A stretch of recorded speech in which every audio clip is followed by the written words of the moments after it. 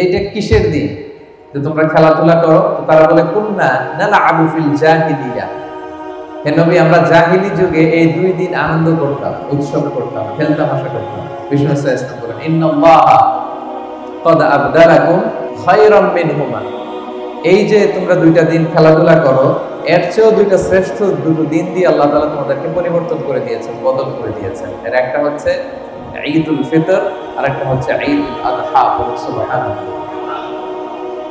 তো বিষ্ণু সাল্লাল্লাহু আলাইহি ওয়াসাল্লাম সেই ঘোষণার পর থেকে মুসলিম উম্মাহ, মুসলিম কমিউনিটি এই ঈদুল ফিতর আর ঈদুল আযহা এই আনন্দ উৎসব উদযাপন করে থাকে। এবং বিষ্ণু সাল্লাল্লাহু আলাইহি ওয়াসাল্লাম বলেন ইন্না লিকুল্লি কওমিন ঈদ, প্রতিটি ধর্মের প্রতিটি জাতি গোষ্ঠীর আনন্দের দিন আছে। ওয়া হাযা ঈদুনা, আর আজকের দিনটা আমাদের আনন্দ উৎসবের দিন। আল্লাহু আকবার। তো এইভাবে এই ঈদুল ফিতর এবং ঈদুল আযহা উদযাপন শুরু হয়েছে। এবং বিষ্ণু সাল্লাল্লাহু আলাইহি ওয়াসাল্লাম তিনি বলেছেন যাইয়িনু আ'য়াদাকুম বিতাকবীর, তোমরা তাকবীরের মাধ্যমে আল্লাহর বড়ত্বের ঘোষণা দেওয়ার মাধ্যমে ঈদের সৌন্দর্যকে বাড়িয়ে তোলো। তাহলে ঈদের সৌন্দর্যের অন্যতম একটা মাধ্যম হচ্ছে তাকবীর। অন্যতম মাধ্যম কি? তাকবীর। আল্লাহর বড়ত্বের ঘোষণা দেওয়া। আল্লাহ হচ্ছেন সবচাইতে বড়। আল্লাহু আকবার শব্দের অর্থ কি? আল্লাহ সবচাইতে বড়। আল্লাহু আকবার, তিনি সবচাইতে বড়। He is the highest. Glory be to Allah, the most high. আল্লাহু আকবার, মানে সমস্ত প্রশংসা আল্লাহ, তিনি হচ্ছেন সবচাইতে বড়। তো ঈদের এই সৌন্দর্য হচ্ছে তাকবীর পড়া। বিষ্ণু সাল্লাল্লাহু আলাইহি ওয়াসাল্লাম তিনি 9 তারিখ ফজর থেকে শুরু করে 13 তারিখ আসর পর্যন্ত প্রত্যেক ফরজ সালাতের পরে এই বিশেষ তাকবীর পড়াকে আমাদের জন্য অবধারিত করেছেন। এবং বিশেষ করে এই ঈদের দিনে এই তাকবীর আমরা বেশি বেশি পড়ব। ঈদগাহে আসতে যেতে আল্লাহ বড়ত্বের মহত্বের ঘোষণা দিব। এবং আপনারা জানেন যে গত 2 দিন ধরে হাজী সাহেবানরা এবছর 25 লক্ষেরও বেশি হাজী হুজ্জাজ বাইতুল্লাহ তারা আরাফাত ময়দানে একত্রিত হয়েছে। আলহামদুলিল্লাহ। এবং এত চমৎকার যে এই দৃশ্য, পৃথিবীর আর কোথাও কি এই দৃশ্য দেখা যায় বলেন? আপনারা দেখবেন যে অলিম্পিক যে গেমস হয় তার আগে একটা চমৎকার প্রোগ্রাম হয়, ওপেনিং সেরেমনি, হয় না? কিছুদিন আগে কাতারে ফিফা ওয়ার্ল্ড কাপ হয়ে গেল, একটা ওপেনিং সেরেমনি হয়। তো সেখানে কয়েকশো লোক বা হাজার খানিক লোক একটা প্রেজেন্টেশন করে, একসাথে কোনো কিছু একটা প্রেজেন্টেশন করে। এই প্রেজেন্টেশনটা করার জন্য তাদের কয়েক মাস প্রস্তুতি নিতে হয়।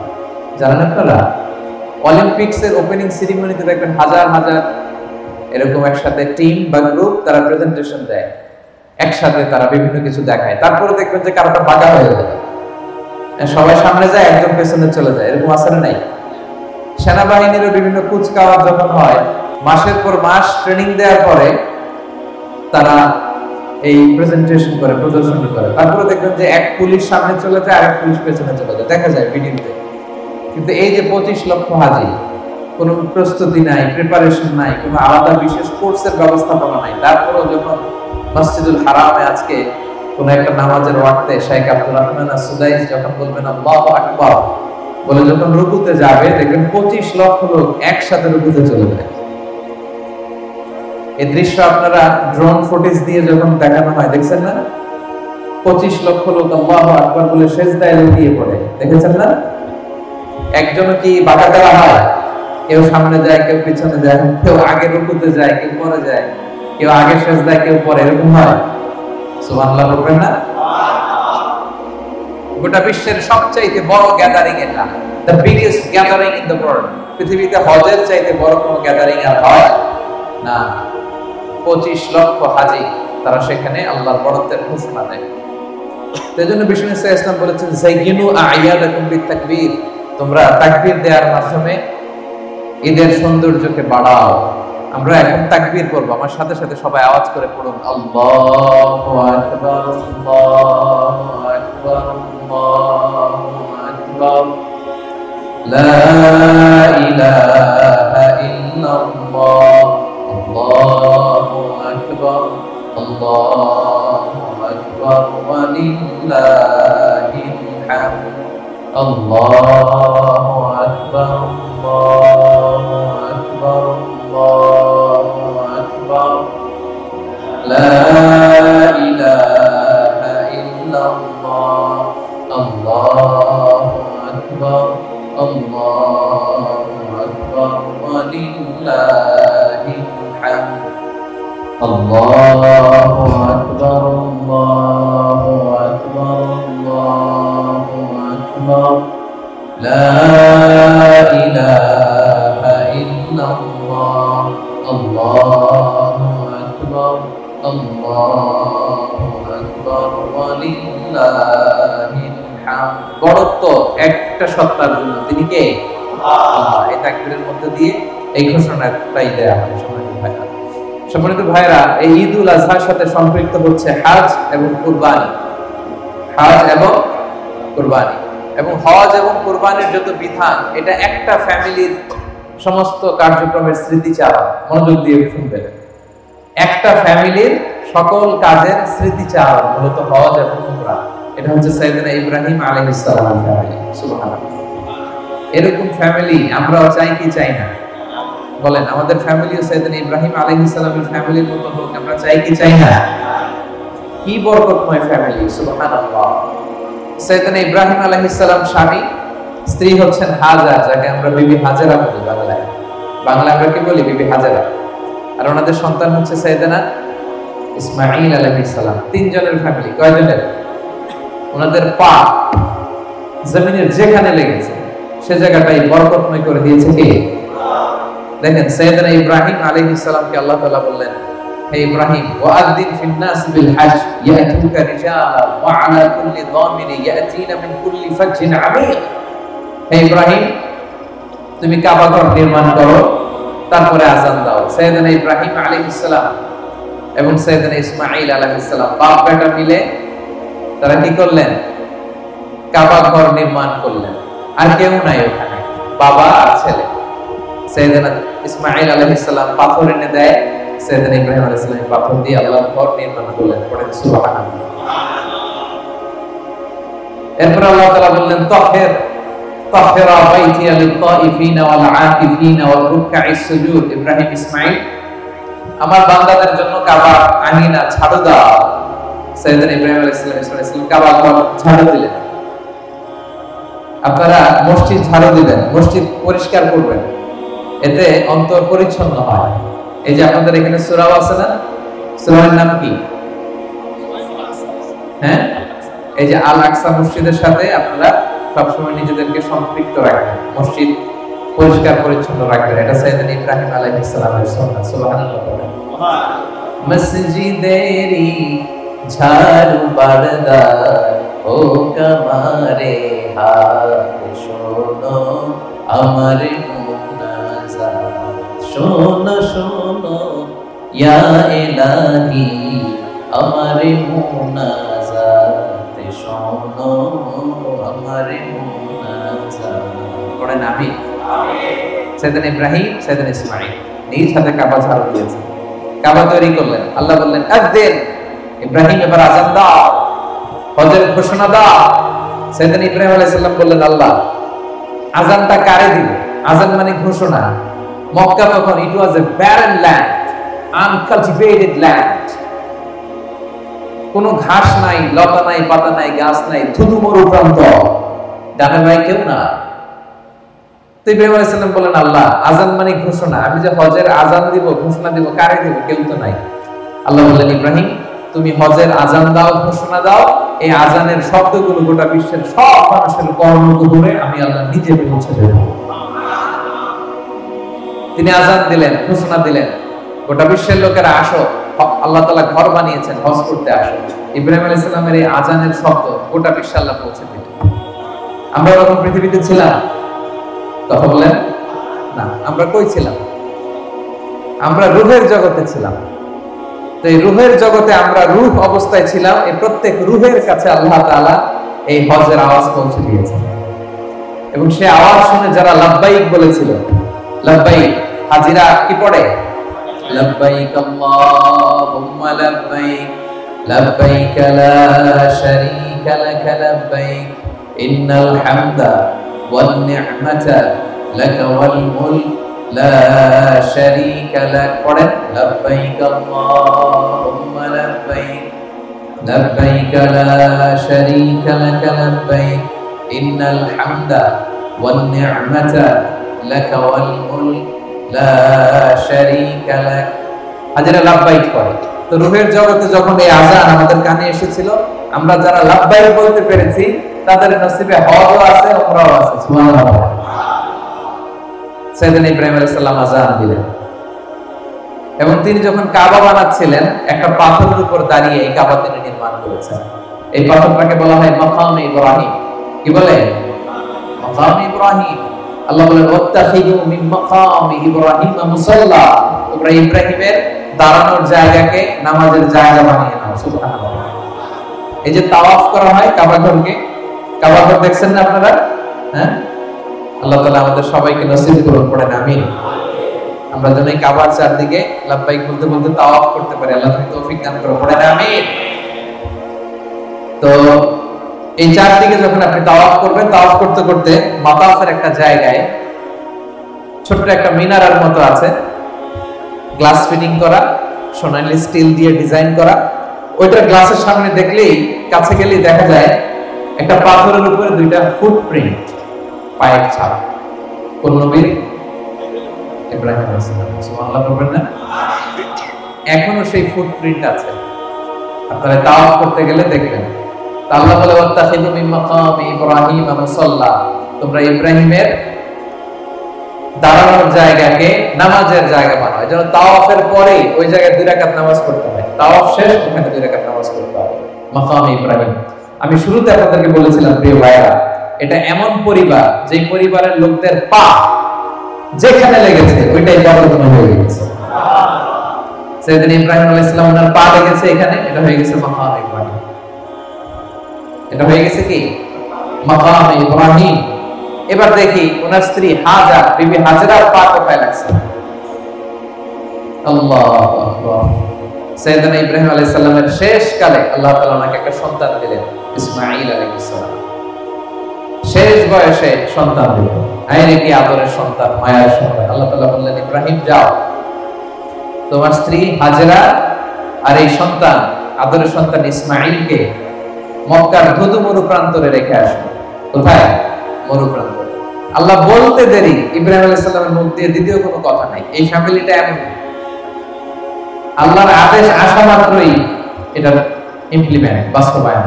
নিয়ে গেলেন ১৫০০ কিলোমিটার পথ পাড়ি দিয়ে। উনি থাকতেন ফিলিস্তিনে, ফিলিস্তিন থেকে মক্কায়, ধুধু মরু প্রান্ত। আজকের মক্কার মতো এত ওভার পপুলেটেড সিটি নয়, কেউ নাই ওখানে। অল্প কিছু খেজুর একটা বক্সে আর 1 মশক পানি। হাজেরাকে দিয়ে কোনো কথাও বলেন, চলে আসতেছে মরুভূমির মাঝখানে দুধের শিশু ইসমাইলকে আর স্ত্রী হাজেরাকে রেখে ইব্রাহিম আলাইহিস সালাম চলে আসতেছে। তো হাজেরা পেছন থেকে ডাক দিয়ে বলে, ইয়া ইব্রাহিম, আমাদেরকে ধুধু মরু প্রান্তরে রেখে যে তুমি চলে গেলা, এটা কি তোমার ইচ্ছায় না আল্লাহর ইচ্ছা? ইব্রাহিম আলাইহিস সালাম বললেন, আল্লাহর ইচ্ছায় রেখেছি। তখন তিনি বলেছিলেন, ইদান লা ইউদাইয়ুনা, অর্থাৎ যদি আল্লাহর ইচ্ছায় রেখে যাও তাহলে আল্লাহ এখানে আমাদেরকে ধ্বংস হতে দেবেন না। সুবহানাল্লাহ বলতে বলেন না? কি মহিয়সী নারী! আল্লাহর ইচ্ছায় যদি এখানে ফেলে যাও তাহলে আল্লাহ আমাদেরকে ঠিকই বাঁচায় রাখেন। আমাদেরকে রিজিক দেন কে? বাঁচিয়ে রাখেন কে? কেউ যেটা পারে না পারে কে? কেউ যেটা দেয় না দেয় কে? কি মহিয়সী নারী! বলেন ইদান লা ইউদাইয়ুনা, তাহলে আল্লাহ আমাদেরকে মারবে না, ভয় নাই। সাইয়েদনা ইব্রাহিম আলাইহিস সালাম চলে গেলেন, ধুধু মরু প্রান্ত, কেউ নাই। সাইয়েদাতুনা হাজার আর ছোট্ট ইসমাঈল অল্প কয়েকদিন এই পানি, মশকের পানি থেকে পানি খেয়ে, খেজুর খেয়ে ওনারা বেঁচে রইলেন। পানিও শেষ, খেজুরও শেষ। এখন সাইয়েদাতুনা হাজার উনি কিছু খেতেও পারে না, ওনার স্তনে দুধও আসে না। আর ছোট্ট ইসমাঈল হচ্ছে দুধের বাচ্চা, দুধ না খেলে ছোট্ট বাচ্চা বাঁচবে না, ঠিক কি না? কারোর কাছে যে খাবার চাবে তার সুযোগ নেই, ডানে বায়ে সামনে পেছনে কেউ, কোথাও কেউ নেই। এবার ওনার স্তনে দুধও নাই, ছোট্ট বাচ্চা ইসমাঈল আলাইহিস সালাম ছটফট করে ক্ষুধার যন্ত্রণায়, খাওয়ার মতো কিছু নাই, হাত পা ছোটাছুটি করতেছে, কান্না করতেছে। এখন দুধের বাচ্চা ক্ষুধার কষ্টে চিৎকার করে কাঁদে, দুগ্ধপোষ্য কোনো মা এই দৃশ্য দেখে কি সহ্য করতে পারে? বলেন পারে? উনি পানির সন্ধানে, খাবারের সন্ধানে সাফা পাহাড়ে উঠলেন, পাশেই পাহাড় জাবালে আবু কুবাইস, এটার উপরে উঠলেন। উঠে সন্ধান করলেন কাউকে দেখা যায় কিনা, পানির সন্ধান আছে কিনা, মানুষের সন্ধান আছে কিনা, গাছের সন্ধান আছে কিনা। আপনারা জানেন সৌদি আরবে 45 ডিগ্রি 50 ডিগ্রি সেলসিয়াস এই সূর্যের প্রখর সূর্য কিরণ যখন বালুর মধ্যে পড়ে, তখন দূর থেকে এক ধরনের ওয়েভ, ঢেউ তৈরি হয়, মনে হয় যে সাগর। আসলে কি সাগর? সাফা পাহাড়ে উঠে দেখলেন ওই যে দূরে বোধহয় সাগরের মতো কি যেন দেখা যায়, পানি থাকতে পারে। উনি পানির সন্ধানে একটা দৌড় দিলেন। দৌড়াতে দৌড়াতে ওখানে আরেক পাহাড়, ওটার নাম মারোয়া। ওই মারোয়া পাহাড় থেকে ওখানে যে দেখলেন না কোনো পানি নেই, কিছু নেই। আবার পেছনে তাকালেন, দেখলেন পিছনেও এরকম ঢেউয়ের মতো দেখা যায়, পানির মতো দেখা যায়। আসলে পানি না, মরিচিকা। আসলে কি পানি মনে করে উনি আবার একটা দৌড় দিলেন। এভাবে 7 বার দৌড় দিলেন। কয়বার? আল্লাহু আকবার। এই দৌড়াদৌড়ির দৃশ্যটা আরশের উপর থেকে আল্লাহর দেখতে এত ভালো লেগেছে, কিয়ামত পর্যন্ত এই দুই পাহাড়ের মাঝখানে, সাফা আর মারওয়ার মাঝখানে দৌড়াদৌড়ি করা প্রত্যেক হাজীর জন্য আল্লাহ ওয়াজিব করে দিয়েছে। বুঝছেন? আমি শুরুতে বলছি না, এই ফ্যামিলি মেম্বারের পা যেখানে লাগছে, ইব্রাহিম আলাইহিস সালামের পা লাগছিলেন যেই পাথরে, পাথরের নাম হয়ে গেছে কি? মাকাম ইব্রাহিম। আর এই নারী সাইয়েদাতুনা হাজারের পা যেখানে লাগছে, মানে দৌড়াদৌড়ি করছে যেই জায়গাটার মধ্যে, যেই লোকেশনে, যেই এরিয়াতে দৌড়াদৌড়ি করছে, হাজিরা এখন ওই জায়গাতে দৌড়াদৌড়ি করে। সুবহানাল্লাহ। তাদের কার্যক্রম, তাদের অ্যাক্টিভিটিস, তাদের স্যাক্রিফাইস, তাদের আত্মত্যাগ আল্লাহ তাআলার কাছে এতটাই ভালো লেগেছে। একজন নারী দৌড়াদৌড়ি করেছে, এটা দেখতে আল্লাহ এত ভালো লেগেছে, কিয়ামত পর্যন্ত সব মুসলমানেরা যেন ওইখানে দৌড়ায়, হজে এসে আল্লাহ ওয়াজিব করে দিলেন। তাহলে ইব্রাহিমের পা যেখানে লেগেছে সেটা জানলাম, হাজেরার পা যেখানে লাগছে এটাও জানলাম। এবার ছোট্ট দুধের বাচ্চা ইসমাইলের পা দিয়ে কি হয়েছে সেটা শুনুন। সাফা থেকে মারওয়া, মারওয়া থেকে সাফায় সাইয়েদাতুনা হাজার দৌড়ালেন, কিন্তু পানি পাচ্ছেন না। হায় রে, আমার দুধের সন্তান ইসমাইল তো মরে যাবে। তিনি দৌড়ে আসলেন, দৌড়ে এসে দেখে আজীব তামাশা, আল্লাহর কি কারিশমা। ছোট্ট ইসমাইলের পায়ের ধাক্কায়, হাত পা ছোটাছুটি করতেছে, পায়ের ধাক্কায় উনি দেখলেন মরু বুক চিরে কলকল কলকল করে পানি বের হচ্ছে। ছোট্ট দুগ্ধপুষ্ট দুধের বাচ্চা ইসমাইল আলাইহিস সালামের পায়ের ধাক্কায় হাজেরা দেখলেন নিচ থেকে কলকল কলকল করে পানি বের হচ্ছে। পানি দেখে তো তিনি অবাক, সুবহানাল্লাহ, কোথা থেকে পানি আসলো? উনি এবার পানির চারদিকে বালু দিয়ে বাঁধ দিতেছেন, কারণ এখানে তো পানি আসার কথা। হঠাৎ করে পানি আসলো, উনি আবার আশা ফিরে পেলেন যে না, আল্লাহ তাআলা ঠিকই আমাদেরকে মারবেন না, তিনি আমাদের বাঁচিয়ে রাখবেন। তো পানি যে বের হচ্ছে, পানি যাতে বালুর সাথে মিশে শেষ হয়ে না যায়, তিনি বালু দিয়ে চারদিকে বাঁধ দিতেছেন। বাঁধ। ওনারা কিন্তু আরবি ভাষায় কথা বলতেন না, ওনারা সুরিয়ানি ভাষায় কথা বলতেন। আওয়াজ করে বলেন, কোন ভাষায়? সুরিয়ানি ভাষায়। তো ওনার সুরিয়ানি ভাষায় উনি পানির চারদিকে এরকম বাঁধ দিতেছেন আর বলতেছিলেন জাম জাম জাম জাম, মানে থাম থাম। জাম শব্দের অর্থ থাম। জাম মানে কি? থাম, মানে পানি যে আসছে এই পানি যেন চলে না যায়, থাম থাম, আরে পানিতে চলে যাস না। তিনি বালু দিয়ে বাঁধ দিচ্ছেন আর বলতেছেন জাম জাম জাম জাম। ওনার মুখ নিঃসৃত এই জাম জাম শব্দটা আল্লাহ তাআলার এত ভালো লেগেছে, কিয়ামত পর্যন্ত এই পানির নাম আল্লাহ তাআলা জামজামের পানি বানিয়ে দিয়েছে।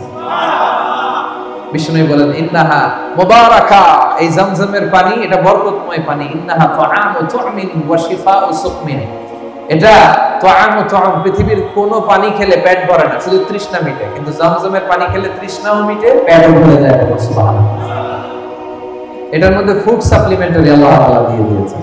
এটা যেমনি শিফা, রোগ থেকে শিফা, তেমনি হাজিরা যখন মক্কায় যায় একটা দুইটা খেজুর খেয়ে জামজামের পানি খেলে তাদের পেটের ক্ষুধা নিবারণ করে দেয় কে? সুবহানাল্লাহ। তো দেখেন এই ছোট্ট ইসমাইলের পা লাগছে, এটা জামজামের কুয়া হয়ে গেছে। কিসের কুয়া? কি বরকতময় ফ্যামিলি দেখছেন?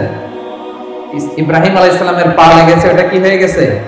মাকাম ইব্রাহিম। হাজেরার পা লাগছে, ওটা কি হয়ে গেছে?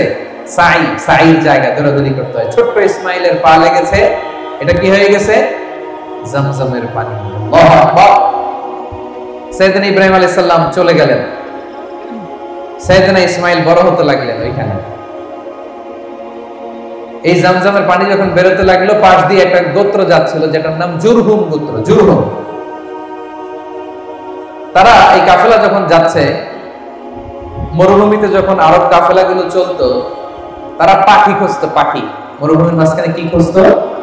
কারণ পাখি আছে যেখানে, পানি আছে সেখানে। তারা হঠাৎ দেখে মক্কার এদিকে শুধু পাখি। তারা অবাক, কাফেলার সবাই বলে মক্কার এই এরিয়াতে কখনো পাখি দেখি না, কারণ এখানে তো পানিই নাই। জেনারেশন টু জেনারেশন আমাদের পূর্ব বাপদাদাদের কাছে শুনেছি মক্কার এখানে কোনো পানি নেই। ঘটনা কি? পাখি আসলে কোত্থেকে এখানে পাখি দেখা যায়?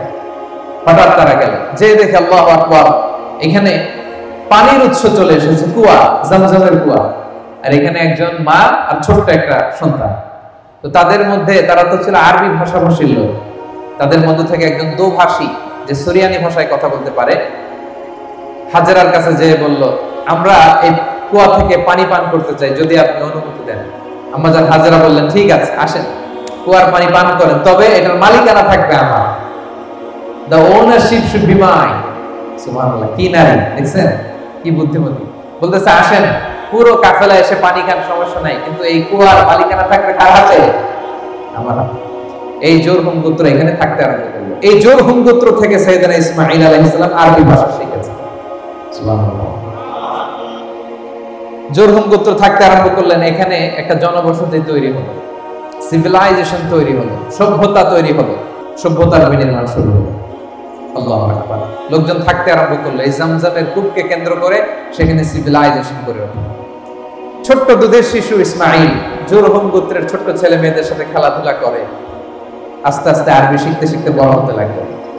ছোট্ট বাচ্চা, হাঁটতে পারে, দৌড়াতে পারে। এরকম যখন বয়স, আল্লাহ তাআলার আদেশে সাইয়েদনা ইব্রাহিম আলাইহিস সালাম আবার সেই ফিলিস্তিন থেকে মক্কায় আসলেন। এসে অনেকদিন পরে স্ত্রীর সাথে দেখা, ছোট্ট শিশু ইসমাঈলের সাথে দেখা। ভালোবাসায় টইটুম্বু, ভালোবাসা রাখার আর জায়গা নাই। ছেলেকে এত মায়া লাগে। আপনার ছোট্ট ছেলে যখন 10-12 বছর বয়স, মায়া লাগে না? আদর লাগে না অনেক? তো আল্লাহ তাআলা এবার পরীক্ষা করতে চাইলেন সাইয়েদনা ইব্রাহিমকে, দেখি যে তোমার হৃদয়ের ভেতরে, তোমার কলিজার টুকরা ইসমাঈলের ভালোবাসা বেশি নাকি আমি আল্লাহর ভালোবাসা বেশি? সুবহানাল্লাহ। এবার আল্লাহ তাআলা আদেশ করলেন, ইব্রাহিম, তোমার হৃদয়ে সবচেয়ে প্রিয় যে জিনিসটা, সেটাকে তুমি আমার রাহে কুরবানি দাও। সাইয়েদনা ইব্রাহিম দেখলেন, আমার হৃদয়ে ইসমাঈলের চেয়ে প্রিয় কিছু নাই। যে আয়াত দিয়ে শুরু করেছিলাম কেমনের ভাইরা, ফালাম্মা বালাগা মাআহু সাইয়া ক্বালা ইয়া বুনাইয়া ইন্নী আরা ফিল মানামি আন্নী আযবাহু। সাইয়েদনা ইব্রাহিম আলাইহিস সালাম এবার ছোট্ট ছেলে ইসমাঈলের সাথে কনসালটেশন করছেন, পরামর্শ। ফ্যামিলিতে পরামর্শ করবেন, নিজে নিজে সব সিদ্ধান্ত নেবেন না। সাইয়েদনা ইব্রাহিম আলাইহিস সালামের ফ্যামিলি থেকে এটা আমাদের জন্য শিক্ষা, যে পরামর্শ করতে হয়। ছেলেকে ডেকে বললেন, ইয়া বুনাইয়া ইন্নী আরা ফিল মানামি আন্নী আযবাহু। ইসমাঈল, আমি স্বপ্নে দেখেছি যে আমি তোমাকে আযবাহু, আমি তোমাকে জবাই করছি, কুরবানি করছি। ফানজুর মাযা তারা, what's your opinion about it? তোমার মতামত কি বলো? দেখেন ছোট্ট ইসমাঈল কি উত্তর দিয়েছিলেন। তিনি বলেছেন, ইয়া আবাতি ফাআল মা তুমার সাতাজিদুনি ইনশাআল্লাহু মিনাস সাবিরিন। বাবা, আপনি যা স্বপ্নে দেখেছেন, যেটা আপনাকে আদেশ করা হয়েছে, ওইটাই করেন। অচিরেই আপনি আমাকে ধৈর্যশীলদের অন্তর্ভুক্ত পাবেন। সুবহানাল্লাহ। ছোট্ট বাচ্চা, আমি যদি আমার সন্তানকে বলি যে বাবা অথবা মা, আমি স্বপ্নে দেখেছি তোমাকে জবাই করব, কুরবানি করব, আমাদের ছেলেমেয়েরা কি বলবে বলেন? হ্যাঁ, পালাবে। একজন বলতেছে পালাবে। আল্লাহু আকবার। এই ফ্যামিলি যেন কোনো ফ্যামিলি নয়, পৃথিবীর সবচাইতে বরকতময় ফ্যামিলি। আল্লাহু আকবার। এই যে হাজী সাহেবেরা এখন দৌড়ায়, আমি তো হজ উমরা দুটোই করেছি। আম্মা জান হাজেরা যে দৌড়িয়েছিলেন, ওই জায়গাটার এখনকার জায়গা একরকম নয়। এখন ওখানে এয়ার কন্ডিশন করা, নিচে টাইলস করা, সাফা থেকে মারোয় টাইলস করা, এয়ার কন্ডিশন, আরামের জায়গা। উনি যখন দৌড়েছিলেন, you have to go back to the history, একটু ফ্ল্যাশ ব্যাক করতে হবে আপনাকে, ফিরে যেতে হবে 5000 বছর আগের সেই ধুধুমরু প্রান্ত। স্বামী নাই, মানুষ নাই, কেউ নাই, ছোট্ট বাচ্চাকে মরুভূমির বালুর মধ্যে রেখে ওই নারী যে দৌড়াদৌড়ি করছিলেন, আর আমাদের দৌড়াদৌড়ি এটা এক না।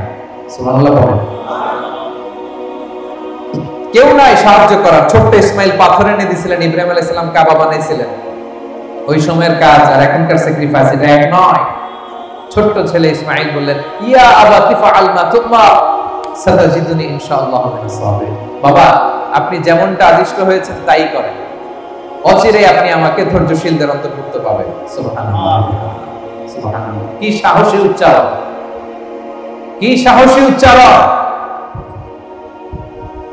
ইসমাঈল আলাইহিস সালামের এই নমুনা আমাদের ছেলে মেয়েদের জন্য আদর্শ। আমরা কি আমাদের ছেলে মেয়েদেরকে এইভাবে গড়ে তুলতে পেরেছি? বিবি হাজেরা আমাদের স্ত্রীদের জন্য আদর্শ, সাইয়েদনা ইব্রাহিম আলাইহিস সালাম আমাদের জন্য আদর্শ। আমরা কি তাদের মতো এরকম স্যাক্রিফাইসিং মেন্টালিটি হতে পেরেছি প্রিয় ভাইরা? This is the question today. ছেলেও রাজি হয়ে গেল, বাবাও রাজি হয়ে গেল, নিয়ে গেলেন মিনা প্রান্তরে।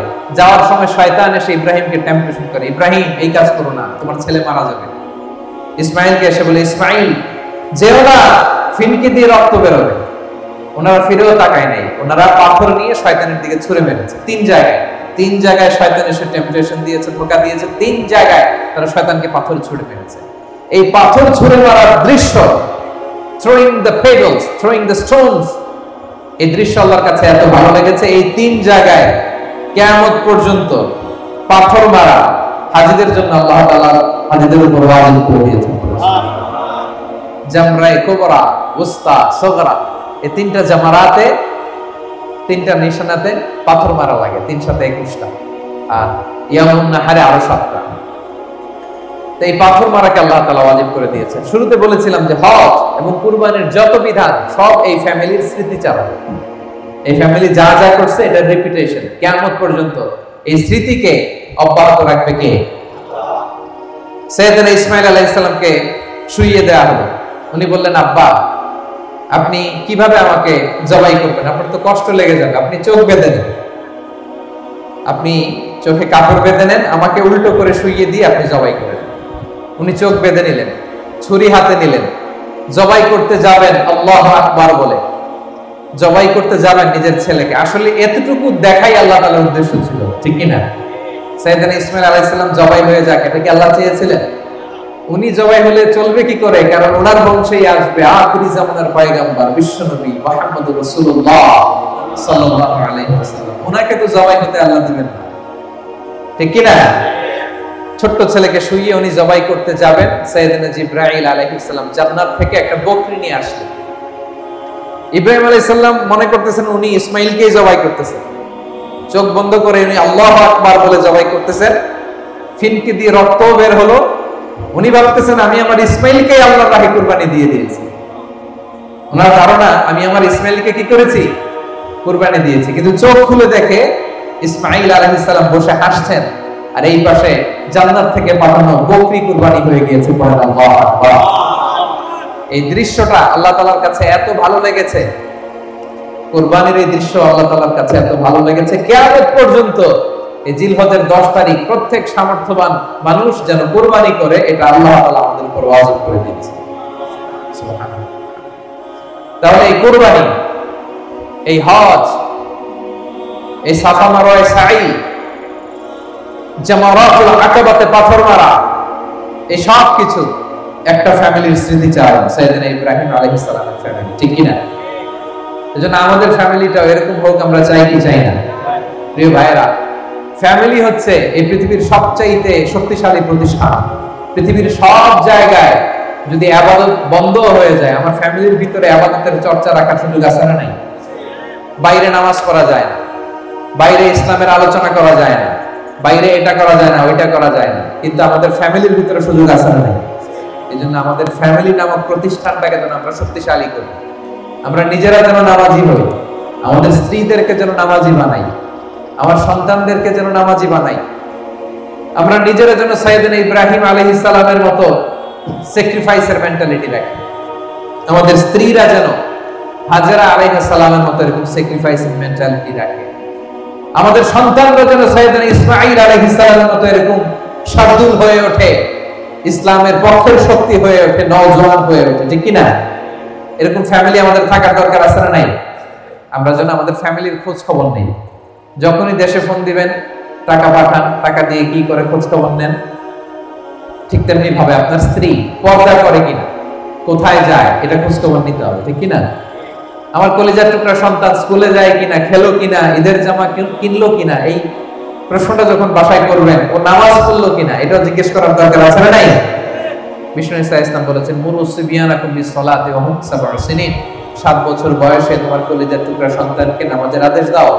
ওয়াদরিবুহুম আলাইহা ওয়া হুম আবনাউ 10 সিনিন, আর তাদের সাথে রূঢ় আচরণ করো, কঠিন আচরণ করো, প্রয়োজনে প্রহার করো যখন তাদের বয়স হয়ে যায় 10 বছর হয়ে গেলে নামাজের ক্ষেত্রে আর কোনো ছাড় নাই।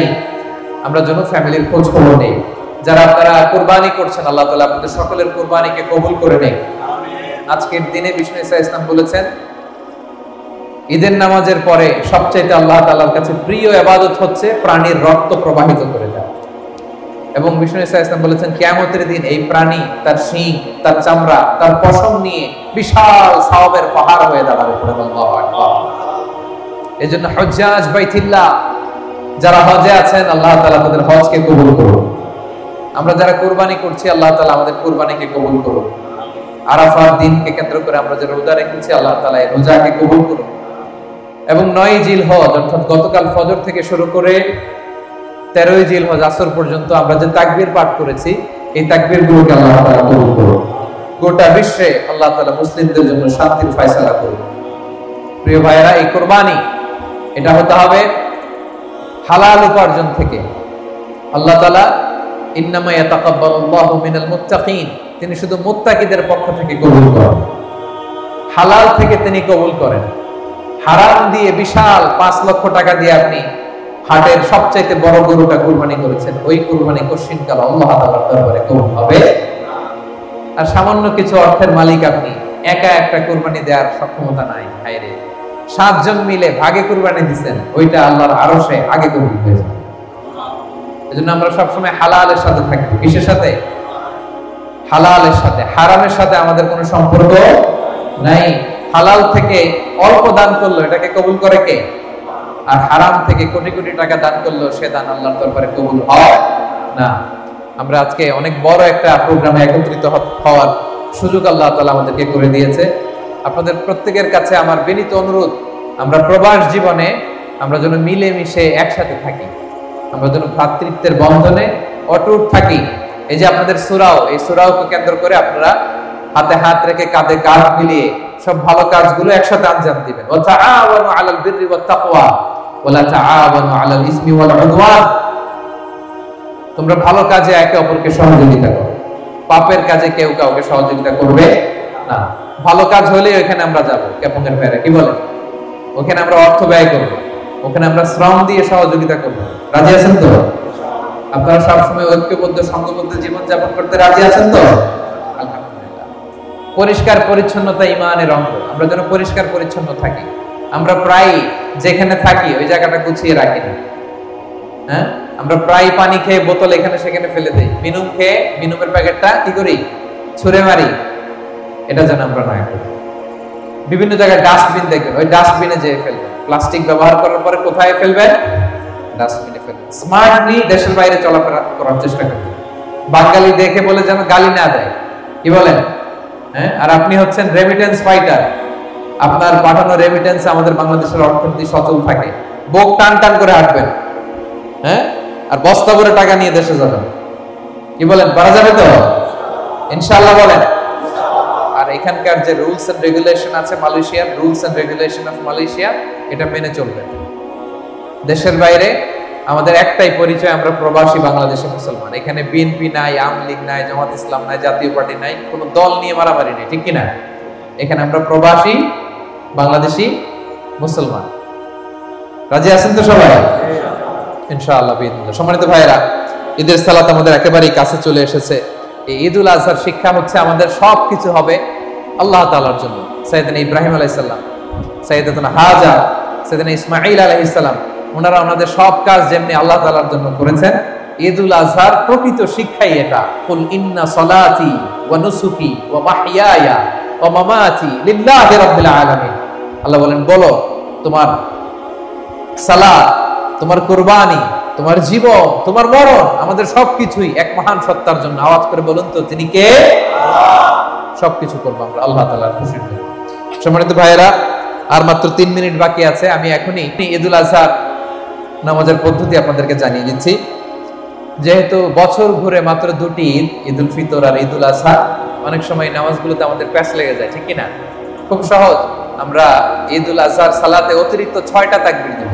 আপনারা একটু মনোযোগ দিয়ে শুনলে নামাজ আর ভুল হবে না ইনশাআল্লাহ। আপনাদের যে প্যাচ লেগে যায় এটা ছুটে যাবে, কনফিউশন আর থাকবে না ইনশাআল্লাহ বিসমিল্লাহ। ঈদের সালাত 2 রাকাত, কয় রাকাত? 2 রাকাত। ঈদের সালাত পড়া ওয়াজিব। এই নামাজে কোনো আযানও নাই, কোনো ইকামত নেই। আমরা ডাইরেক্টলি দাঁড়িয়েই কাতার সোজা করে নামাজ শুরু করে দেব ইনশাআল্লাহ পাওয়া।